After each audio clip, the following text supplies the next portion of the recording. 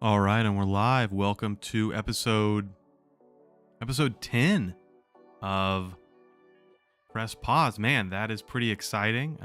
10 episodes in the can. I didn't know if we'd get this far. I've been really enjoying doing this. Really appreciative of everyone checking this out on a weekly basis. I'm looking forward to doing another 10. But yeah, it feels like it's small, right? 10 episodes, but it's the first milestone that feels sort of notable. So pretty excited about that. Some big games launched this week, like Tears of the Kingdom. But before we get into it, let's get into it.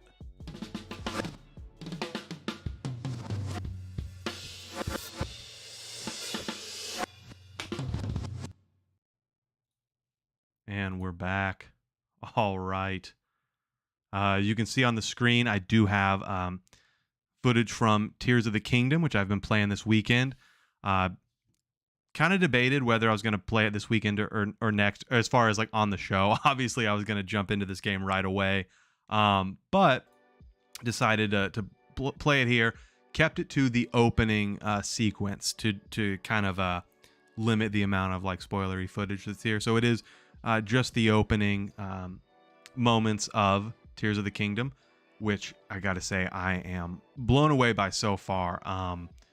Obviously, the Switch is an aging piece of hardware when compared to some of the newer next-gen launches, but it is truly incredible to see what they've done here, what they've worked out. It's managed to surpass Breath of the Wild in just about every way. I'm loving it. I'm super into it. It was hard to put down this weekend and take care of some other tasks. I'm probably, I'm not sure quite now how far into it I am, but I've put a lot of hours into it. Didn't start it until, I guess, Friday evening. I finally got the chance to get into it. Put in some good time on Saturday. Really been enjoying it. It's interesting because, it is the same map, but, and mild spoilers, obviously, right? I'm showing you the beginning. I'm going to talk about the game a little. Mild spoilers. The map, while the same world, one, it's kind of showing you how it's evolved, how it's progressed in Hyrule since the last game, but also the addition of all the Sky Islands, and there's a pretty vast network of caverns underground now. And it's reminiscent of kind of like how the underground network in Elden Ring worked a little bit. But one cool trick they do in this that's blowing my mind is it's pitch black. There's some areas that are slightly lit up, but for the most part, it's pitch black, and you have to find different sources of light and light your way. And it is pitch black in a way that even games like Deep Rock Galactic aren't.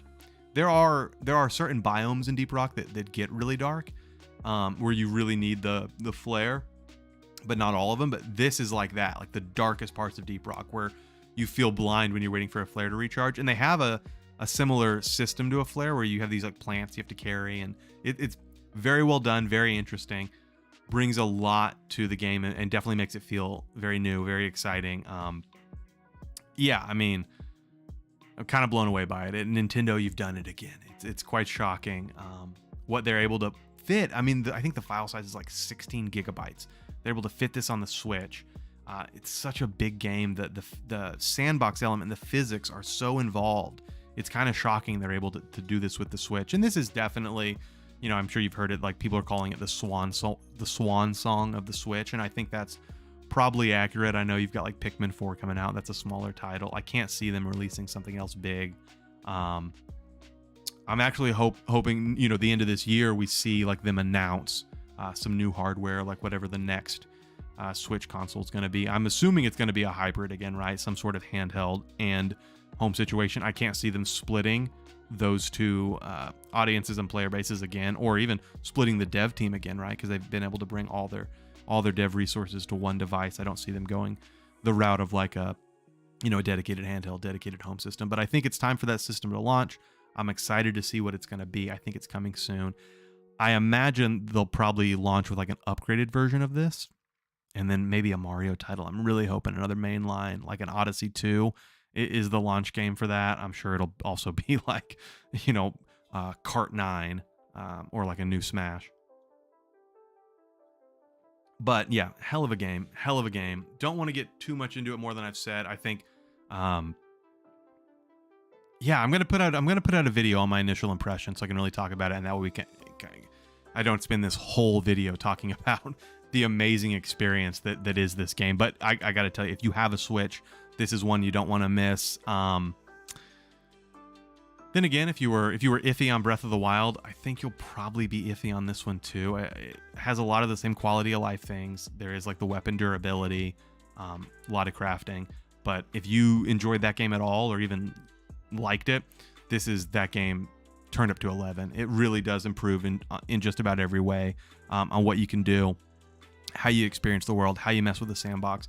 The physics puzzles are there, the same kind of combat, but the fuse system really brings out so much more dynamism to the way the fights play out, how creative you get with what weapons you make and what you bring to the table. It's an awesome experience. It really is.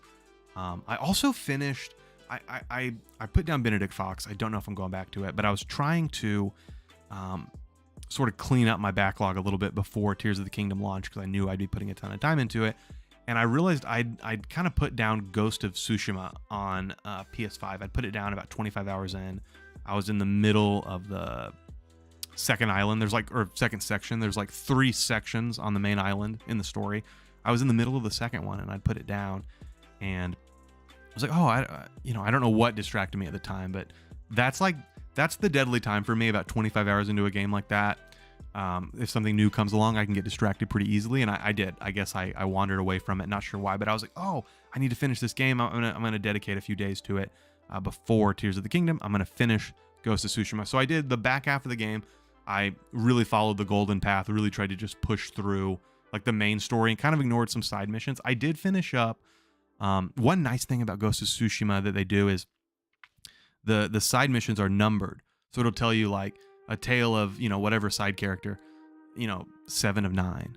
So okay, I'm almost done with that one. So I'm going to follow that story out. I liked that. So I finished a couple of them that I was like really close to the end on. I finished those sides. Other than that, though, I really kind of beelined the main story, the back half of the second island, and the final one. And every time I do that, I gotta say, when I play an open world game like that, whenever I get into a mode where I'm beelining the main story, the story hits so much harder. You know, you don't have that ludonarrative dissonance, which sounds so pretentious to say, but I mean, obviously it's a big factor in games, especially open world games that want to have a strong narrative. It's sort of like, you know, even like something like Red Dead or whatever. When you go off and you're doing side missions and you're screwing around forever, it sort of takes away the urgency and the weight of a game like that. So I really got pulled into this story, and I'd heard mixed things about the story in Ghost of Tsushima, but I gotta tell you, it blew me away. I really loved it. It's kind of this melodrama, this story of like Jin Sakai, the protagonist, and then his father figure, his uncle, who has plans to adopt him, right, as his son and kind of as his heir, and he's like the lord of the island. And the tension between them, as you know, they both want to fight off the Mongols, but Shimura, Jin Sakai's uncle, his desire to, and again, I know I'm getting into spoilery stuff with games, but if you've stuck through the Zelda stuff, you're hearing the Ghost of Tsushima stuff. I'm sorry. The tension between them, right? They both want to fight off this Mongol invasion, but Lord Shimura wants to maintain the strict adherence to the samurai code and, you know, strict honor, and not kind of fighting the enemy the way they fight, not fighting in the shadows, not using kind of guerrilla tactics or like stealth, you know, nothing sneaky. And Jin Sakai more and more becoming the Ghost of Tsushima and doing sort of the sneaky stuff, the stealth stuff, you know, getting into, you know, poison as a plot point is very interesting. And just the tension and the pull of like this, the sundering of their relationship. And the actor who plays Shimura, I need to look this guy up. I don't know if it's the same motion capture and voice actor, but I believe it probably is. But this actor, man, and all the whole cast in this game, I think is very well. It's very well portrayed. Great acting. But the guy playing Shimura, the pain and disappointment in his voice at the same time of like the anger, some of these final scenes, but as his relationship with Jin is really strained. Very moving, I found. Honestly, like this joins the very small list of games that have got me choked up, brought a tear to my eye, moved me emotionally, right? I think off the top of my head, I can really only think of maybe two. I was kind of thinking about it this weekend, trying to figure out what other games that kind of got me like that. And Ori and the Blind Forest got me a little choked up. It's a very sweet but sad story there. And then Red Dead Redemption 2, the back half of that, the end really moved me as everything falls apart and what Arthur goes through and everything and his sort of change. That moved me, kind of choked me up. But this moment, and it wasn't even like, if you've beat Ghost of Tsushima, you probably know the end, but it wasn't that. There's a moment when Shimura is essentially like begging Jin Sakai to throw somebody else under the bus. And he won't do it. And he won't give up the ways of the ghost. And just the pain in that scene from both actors. I mean, it was phenomenal. And, and the game itself, like the gameplay, it's some of my favorite sword fighting ever in a game. I really like needing to switch through stances based on the type of enemy coming at you. So you're always having to keep in mind that stance switch. It kind of puts you a surprisingly deep combat system, especially for a PlayStation game where, to be fair, a lot of PlayStation games are narrative experiences first. Or they feel like they kind of push gameplay to the side in order to give you an experience, and they're powerful experiences. But I very pleased with the depth of the combat system in Ghost of Tsushima. In a lot of ways, it's a modern Assassin's Creed game like Origins or Odyssey, but it's done with such a deft touch. The world, the art design of the world is gorgeous. Things like, instead of having a map marker on your screen, having the wind guide you to where you need to go next, and being able to bring up the wind by swiping the pad on the controller. I mean, just really cool, beautiful stuff. Really enjoyed that game. Happy to bring it to an end. We're on to Tears of the Kingdom now. Now this game, I got to be honest, I don't think this is going to be something I finish quickly. That's why I'm glad I'm not a game reviewer. You see people talking about, I powered through it 70 hours or whatever. That's not going to be me. Not me, son. I put 135, 140 hours into Breath of the Wild. in a over a year or more, right? Like I would play it for hours, dozens of hours, put it down for a while, come back to it. It was always a game I could return to, a world I kind of wanted to explore, much like Skyrim, right? Where I'm not always done with it. I wasn't in a rush to finish the main quest. I was really trying to take my time, really explore, enjoy everything. And that's what this is going to be for me. I plan on spending, if not over a year, many months working my way through this game at a nice leisurely pace. But yeah, those are the two big games I played this week. Trying to think if there's, I don't think there was anything else. I think those two kind of took up my time. Once Tears of the Kingdom launched, it was there was nothing else. Let me tell you that. But yeah, that's what I've been playing. So I know I kind of rambled on that for a minute, but that's because it's kind of a slow news week, which is honestly the best kind of week you want for games, right? Big launch, no big news, but there were some stories that were interesting. I think it's worth getting into, just to kind of knock a few out. Some numbers that were announced. Elden Ring has surpassed 20 million in sales. This came from a recent Bandai Namco investor report, reported first by Reset Era. They were confirming the publishers moved 20.5 million units of Elden Ring since the February 2022 launch. Look, that's huge for a game like this. I think it definitely caught Bandai Namco and FromSoft, I think, a little bit off guard. It's a new IP. The Dark Souls games don't usually, those type of Souls-likes don't usually move that number of copies. They have a huge cult following. They're popular within core gaming, but I mean, 20 million titles sold. That is a big number. That puts them up there for sure. I know DLC is launching later this year, and that's probably going to hit pretty hard. And damn near guarantees an Elden Ring 2 of some type, I would assume. I mean, wow. Also on that note, Forza Horizon 5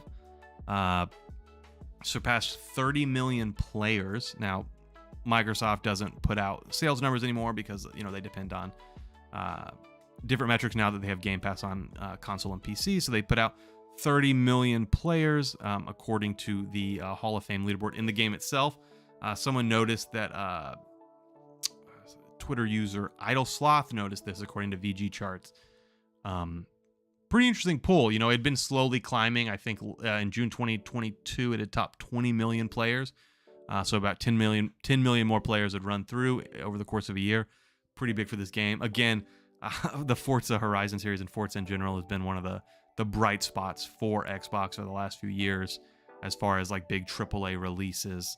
Obviously, some of their smaller it's Xbox, but some of their smaller in-house projects had hit as well. But AAA-wise, it seems like it's mainly just been Forza compared to the kind of bummer launch from Halo Infinite. Hopefully, Xbox can turn it around. Next month, June 11th, we do have the big Xbox showcase, and the Starfield Direct will be following right after that. Starfield remains just about my most anticipated game of the year. Skyrim is a beloved game of mine, so I'm very excited for Skyrim in space. And as someone who's never really been able to get into Fallout, just because I don't want to spend 100 hours in a post-apocalyptic wasteland, unless you're the Division, I'm very excited to kind of jump back into a Bethesda-style RPG like that. So looking forward to that. Looking forward to June 11th to see what Xbox can deliver. Though after the last couple of years, not really getting my hopes up until I can actually play a game and it hits, Moving on from some numbers, some slightly sadder news. Deviation Game Studio was hit with major layoffs. Nothing official from Deviation or their partner Sony on this, but we've seen a lot of activity on Twitter, employees talking about being laid off. Looks like maybe up to 90 developers were laid off. They'd been working in partnership with PlayStation on an unknown game that was made public in like 2021. Haven't heard too much on what that game is. Back then they'd only had 100 employees officially. I'm sure they staffed up once they got hired by Sony to make a game. I'm sure they'd staffed up, but it does look like whatever troubles they've run into, they did make some layoffs. I think it's pretty clear that Sony is on kind of an audit of their second-party partnerships and first-party studios when you look at this, and then in combination with the closure of their first-party studio, Pixel Opus last week, it looks like they're kind of tightening some screws and trying to tighten up the budget overall over there and make sure the projects they are doing are kind of on track for them. Bummer, though, for everyone at Deviation Games. I wish, every dev there the best moving forward, and hopefully they find good opportunities quickly. Deviation had been the studio from Jason Blundell, who'd helped create COD Zombies over at Treyarch until he left in 2020, which my friends love COD Zombies very, very much, and it's one of the only game modes in COD I do not care for. So he'd left Deviation in, I think, last year in 22, and then this follows right after. So it looks like there's some trouble over there. Not sure what it spells for the game they're working on, or what that'll look like. Moving on from there, some interesting news. Private Division, which is a publishing arm of Take-Two, the group behind like 2K and GTA and Red Dead and all that cool stuff. They're partnering to publish a new title with Game Freak, makers of Pokemon. So that's interesting. It's interesting because I know Nintendo has, some ownership stake in Game Freak and in Nintendo and in Pokemon, but it looks like that studio is spreading its wings a little bit to make something. For Private Division, it's going to be a new action-adventure IP. The codename is Project Bloom. Let's see. They did unveil an interesting piece of concept art. Let's make that a little bit bigger. Here we go. So this is the concept art they unveiled. Just kind of one image. Obviously very different graphically than what you're used to seeing from Game Freak. I do think Game Freak generally has struggled with having to put out a yearly Pokemon. I mean, they treat Pokemon the way EA treats sports titles, or Activision treats Call of Duty. They're putting it out yearly. I think they've clearly struggled to reach the same polish as other Nintendo IPs ever since they made the switch to like true HD gaming. So there is that. But yeah, this is something interesting. I wish them the best. The director at Game Freak, Kota Furushima, had said from the beginning Private Division was the publisher we wanted to work with on our new game. Their track record and global expertise give us all the confidence to create a sweeping new action-adventure game that we can't wait to share more about in the future. And then Take-Two Interactive and head of Private Division, Michael Warrott, said, over the past 3 decades, you'd be hard-pressed to find a studio which has released more iconic hits than Game Freak. I would say, caveat, like, Pokemon is Pokemon. And it's big because of the cards, because of the anime, and yes, the games, but I don't know if the games, the modern day games, are really worthy of the same pedigree as some of the older ones. Like I said, I feel like when you look at even the most recent Pokemon release, how it stacks up against other releases that are Switch exclusive and part of that Nintendo family of games, I don't think it's stacking up in the same way, especially with like the technical hiccups it has that you don't see in titles like Tears of the Kingdom or Splatoon 3 more recently. Or those two are more recent Switch titles that you're not seeing those issues in compared to the last Pokemon title. So we'll see. I think it's interesting that their Game Freak is being allowed to sort of spread their wings, open up. I'm assuming they're probably going to have a big staffing push to split this, because I wouldn't assume they're going to drop Pokemon, the biggest gaming media franchise of all time. Or not even game. I think it's like the biggest media franchise of all time, I believe, is Pokemon. Most money across like all media. So there's that. Kind of got those out of the way. Wanted to touch on pricing for the Asus ROG Ally. This got announced this week. They did they had a big event where they went over pricing, some interesting stuff. The battery life looks like it's gonna suck. They were talking about like 2 hours or less for some of these big AAA games. That's the thing too with these handhelds.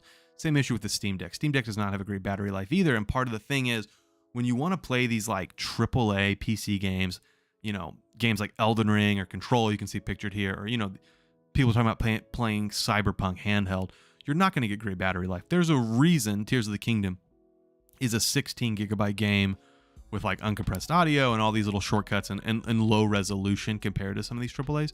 It's to stretch that battery life to make it pretty good for a handheld. This is not going to have that. But we're looking at $699 for the top of the line one with the Z1 chip, and then $599 for the AMD Z chip. It looks like they're going to have the same amount of storage, 512 gigabytes. And then it's a Windows operating system. Now, it's really cool they're doing something in Windows, I think, because if you want to reach, it's going to give it the largest library of games, something like the Steam Deck, because it's running on Linux, which is interesting in and of itself, right? I think it's good that Valve has been pushing Linux. Obviously, it's better to have operating systems that compete with Windows.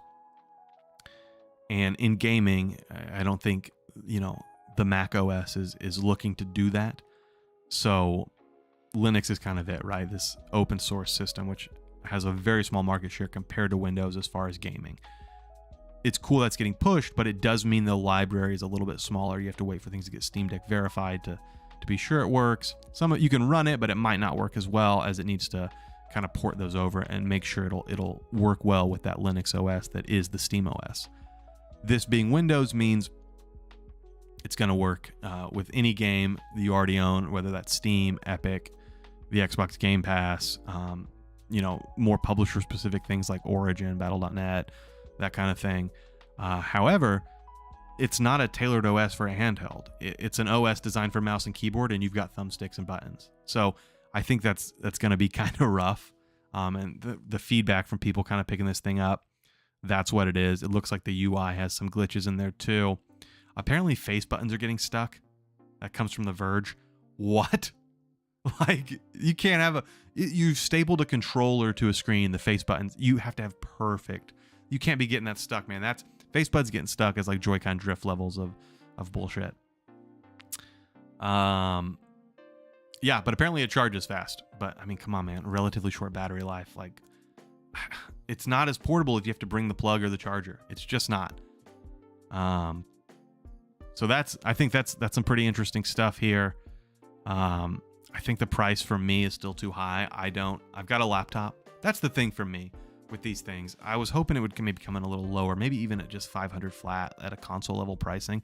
But for me, it's like 600 for the low end one, 700 for the one I really want. That's just, I see why people are getting into PC handhelds, but for me, with the battery life being so low and it being an additional device at that price, it's just not worth it. I mean, if I'm traveling and I'm going to have time to game, I've already got 3 pretty decent options. I've got my laptop, which generally is coming with me when I travel anyway, or I've got the Switch, which is a smaller form factor, better battery life, or I've got my phone. I've got a iPhone 14 Pro Max. I've got a backbone that can fit in a side pocket of my bag. I can slap it on the phone. It's it's basically the size of the screen, honestly, on the 14 Pro Max, it's a screen about the size of the Switch. I don't think it's quite the OLED, but it is the size like the launch Switch, bigger than a Switch Lite. I have cloud and remote on it. I do use Apple Arcade for some games because, honestly, when I'm on the go gaming now, who has time? This is what interests me about these PC handhelds. They're interesting, but at the price, it's like, are you buying this just to play on the couch? Because if you're on the go and you have a quick time to game, one of the beauties of a Game Boy back in the day was it fit in my back pocket. I could pull it out and I could play 5-10 minutes of like Pokemon or something, or like Bionic Commando, and pause it, put it away, put it down. It's cool. Who has time to like launch Elden Ring? Who's like booting up Cyberpunk and trying to run a quest? You got 10 minutes. I don't know. Those aren't the kind of games to me that are like pick up and put down. One of the reasons over time, I was skeptical of Apple Arcade when I first grabbed it, and I've turned it off and on a few times. But one thing I keep coming back to about Arcade, you got to recognize that they are getting some pretty good titles on there. They're getting some titles that are also across PC and console that are built into this like $5 a month subscription. Things like The Pathless, Grease, Dead Cells, Exit the Gungeon, some others, Samurai Jack's Battle Through Time. They've got some exclusives that are really compelling, like Fantasian from Mistwalker. Platinum did a sort of watercolor hack and slash mixed with like monster catching mechanics. That's exclusive to arcade. Some very interesting titles: Sonic Team Racing. They've got things like Asphalt. It's compelling, and then they've got games like Grindstone, which are, the thing is, it's very compelling for 5 to 10 minutes of gameplay. There's no additional charges. That's one of the things. There's no in-app purchases. So unlike even something like Game Pass, where they might try to hook you with DLC, Apple Arcade, $5 a month, you're not paying extra. They've actually, one of the rules for being on Apple Arcade, you got to pull out all in-app purchases. I talked about last week, they just launched the TMNT Splintered Fate, basically a Ninja Turtles Hades. I'm actually loving it. It's a great, when I have just a few minutes to play, great little title. I'd finished Fantasian Part 1. I've always been meaning to get back to Part 2. But anyway, my point is, I got way off track here. The point is, I have got to be like the only, look, I like new hardware. And so I get hooked into like, oh, look, Sony's making a cloud only like handheld PS5 remote thing, or Asus ROG Allies coming out with this, or the Steam Deck. I get why it's exciting, but I gotta say, like, I just don't see this becoming more than niche. And look, I know Steam Deck is popular, but 2-3 million. I think they're projecting by the end of the year it's going to hit 3 million in sales. But the Steam Deck launched in 20 or 21. Either way, been out for a few years now. We're talking about, oh, it's going to hit 3 million by the end of the year. The Wii U was a disaster that Nintendo canned early because it was only 14 million in sales. So I see how the Steam Deck's like popular, but it feels very popular with a niche kind of core gaming audience, not something that's widespread. It's not even made it to store shelves yet. Now, the Asus ROG partnering with like Best Buy here in the States and Curry's in the UK and other places around the world, this is a brand big enough that you are going to see it on shelves. I am wondering if we're going to see this fly off the shelves. I could get proven wrong. It seems like everyone is very excited about PC handhelds except for me.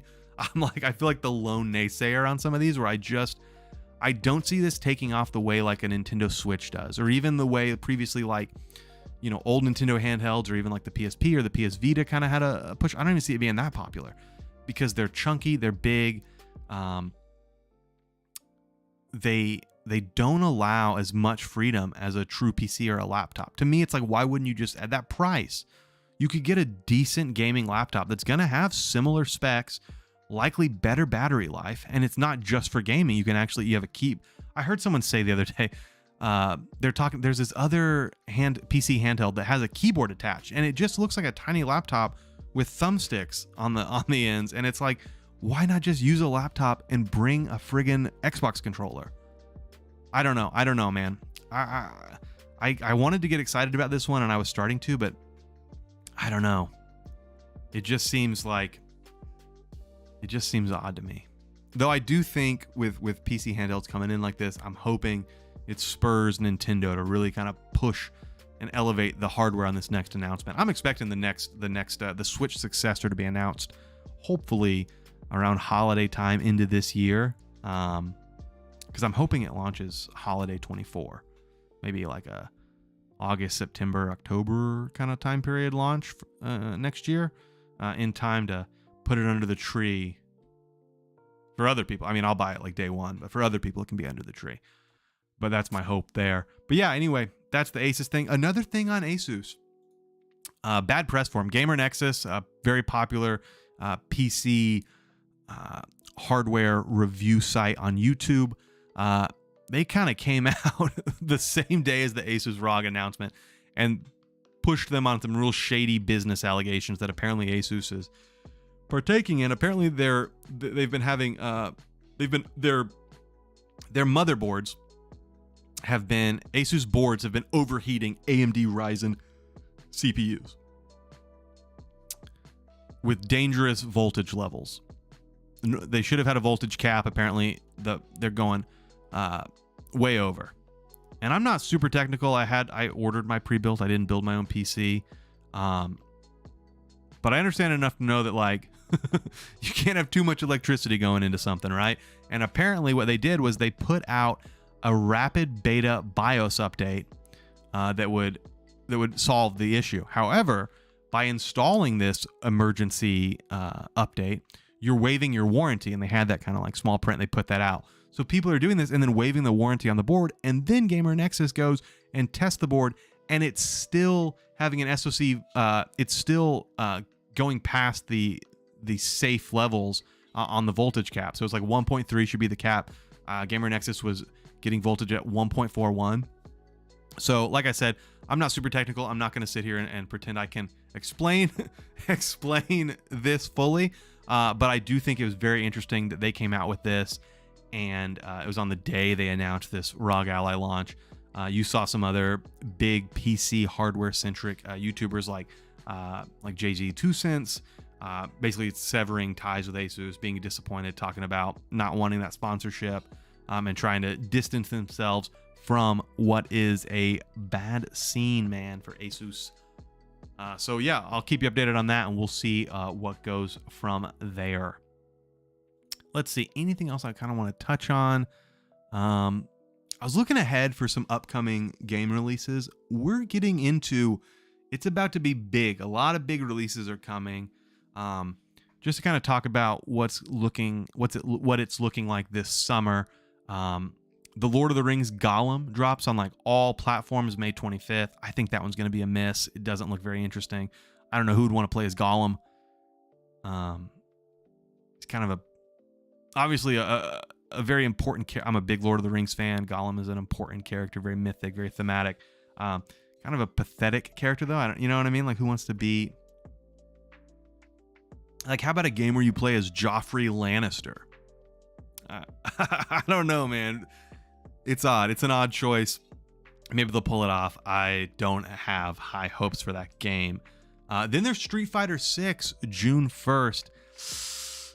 I'm going to get into this one, I think. I want to give Street Fighter a good shot. I got into Street Fighter 5 way late at the tail end. I kind of ended up playing a few matches, just getting my ass beat. I haven't played Street Fighter since like Street Fighter 2, like in a regular way. So got destroyed. But I want to try. I think there's a beta coming up I'm going to try to get into. And then I'm going to definitely hit this one when it launches. Here's the thing about Street Fighter 6 though. I don't know what platform I want to buy it on. PC, PlayStation, maybe Xbox even. I don't know. That's going to be a tough one. Then Diablo 4 is launching June 6th. For me, I've never really touched Diablo. I'm not a big Diablo guy. It's looked popular. People seem to be liking it. There was a server slam this weekend as Activision Blizzard tries to get ready and stress test the servers they're going to have. This is undoubtedly going to be a big launch. Diablo 3 was a heavy seller, so this game is going to launch big. It's launching on console at the same time as PC. It's going to make it an even bigger launch likely. So we'll see. I'm probably not going to play that. Like I said, not big on that. And then June 22nd though, over on PlayStation, Final Fantasy 16. I will be checking that out. Final Fantasy doesn't always grab me. I've only ever played 7 and 10, and I did not finish 10. I had to take it back to Blockbuster, baby. And I don't think I got that far. The last thing I remember about Final Fantasy 10 is I was underwater. I was in a 2-character party underwater, fought a boss a few times, got mad, or was getting my ass kicked, pulled the disc out, took it back to Blockbuster, never got it again. But I had played 7, obviously. Everyone's played 7. But this one, 16 looks good. I know that, and I like turn-based, and I know a lot of people are disappointed this new Final Fantasy is kind of doing away with turn-based. But I don't know, to me, it's kind of got my interest a little more. They've brought in the combat designer from Devil May Cry 5. Are you kidding me? Looks sick. Final Fantasy 16 is looking incredible. I'd initially was hoping to get it on as a PC game, but it looks like it's going to be PS5 exclusive for a while, and I don't think I want to wait. So it looks like I will be getting that on the trusty, where is it? On the trusty PlayStation machine. So good move, Sony, getting that exclusivity away from PC. I saw it coming with, not going to be on Xbox, but surprised they were able to keep it off PC. Pretty cool though. And then after that we've got, I mentioned earlier, Pikmin 4, July 21st. It's going to be like, I guess, the last kind of big Nintendo IP coming to Switch. I don't give two doo-doos about Pikmin 4. Moving on. September 6th, something I do care about, something big. Starfield. Yeah, baby. Starfield. Very excited for this game. Very, very excited. And now that it's in-house under Microsoft, it'll likely be a Play Anywhere title, I'm assuming. That's what I'm very hopeful for. I want to be able to like throw this on the TV off the Xbox, but I want it on my PC as well to access the mods. It's going to have to be on PC so I have access to mods. But I really hope this ends up being a Play Anywhere title so I can also pop it on the big screen, take in the good HDR, you know, the 4K, get the. Hopefully this is quite beautiful in space. But yeah, those are kind of the upcoming things, and I think you're seeing like June to September, it's stacked up, right? And I left out, I talked about it last week, but I left out you've got FromSoft's Armored Core 6. I'm not an Armored Core guy, but that trailer sold me. I'm going to give that a shot. And then Sea of Stars right in the middle. Sea of Stars, I said it before, you got to get out of there. You got to move. Please go back to like October. Do me a solid. Everyone who like wants Sea of Stars is like, screw this guy. But I mean, man, you're right in the middle. Right in the middle of two big games. And you're going to be long, I think. Hopefully Sea of Stars is like a 25-hour RPG. If it's pushing towards 50, right before Starfield, don't do that.